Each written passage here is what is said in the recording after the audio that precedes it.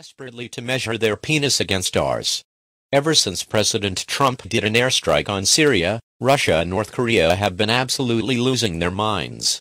Threats of nuclear war and historic shows of force have been prevalent over the past month, as these two countries continue to rattle their sabers and spout off with threats of war.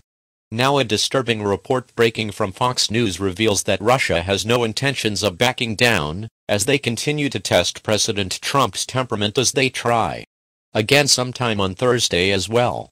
Our military forces are on high alert after intercepting a formation of Russian Bear bombers who entered our airspace via the Alaska Air Defense Zone late Wednesday night, U.S. officials just confirmed to Fox News.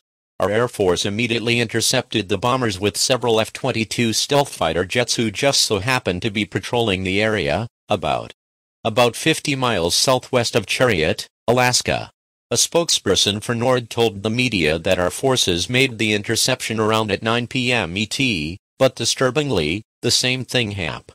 And it is a huge cause for alarm. While some might try and dismiss this as just routine activity, it is not.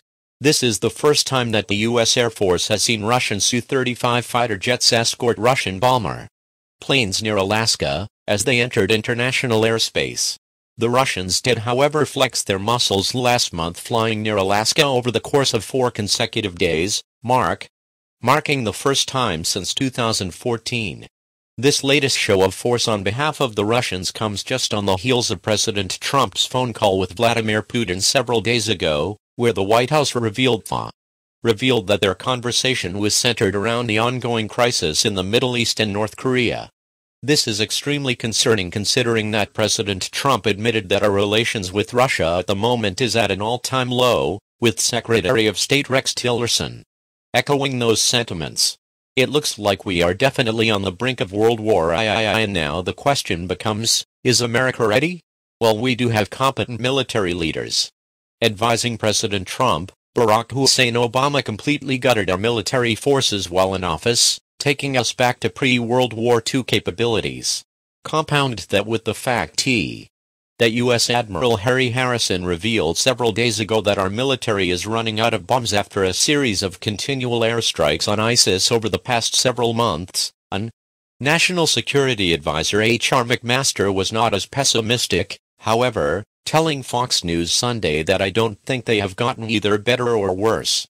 Critical munition shortfalls are my top war-fighting concern, U.S. Admiral Harry Harrison stated in front of the Joint House Committee earlier this week.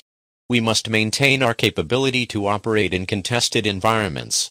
Additionally, we must continue to expand cross-domain fires capabilities and focus on joint integration to strengthen deterrence and enable joint combined maneuver. Priorities include long-range and standoff strike weapons, anti-ship weapons, advanced air-to-air munitions, theater bomb, ballistic cruise missile defense, torpedoes, naval mines, and a cluster munitions replacement. Building our military forces and capabilities up should no doubt be President Trump's #1 priority if the political atmosphere with Russia and North Korea does not improve. Here's the full story from Fox News. 2 Russian Bear bombers escorted for the first time by a pair of Su-35 flanker fighter jets entered Alaska's air defense zone on Wednesday night, U.S. officials told Fox News. The Russian formation was intercepted by a pair of U.S. Air Force F-22 stealth fighter jets that were already flying a patrol about 50 miles southwest of Chariot, Alaska. A NORAD spokesperson told Fox News the intercept began at 9 p.m. ET on Wednesday, and a defense source said it also occurred into Thursday.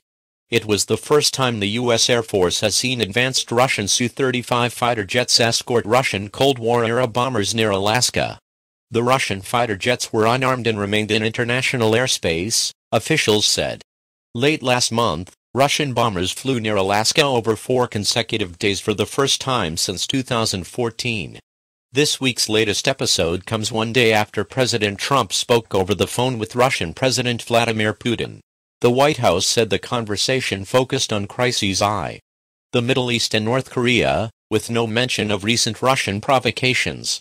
The conversation was described in a readout as a very good one. Trump in April said U.S. relations with Russia were at an all-time low, and Secretary of State Rex Tillerson also described the relationship between the countries as being at a low point.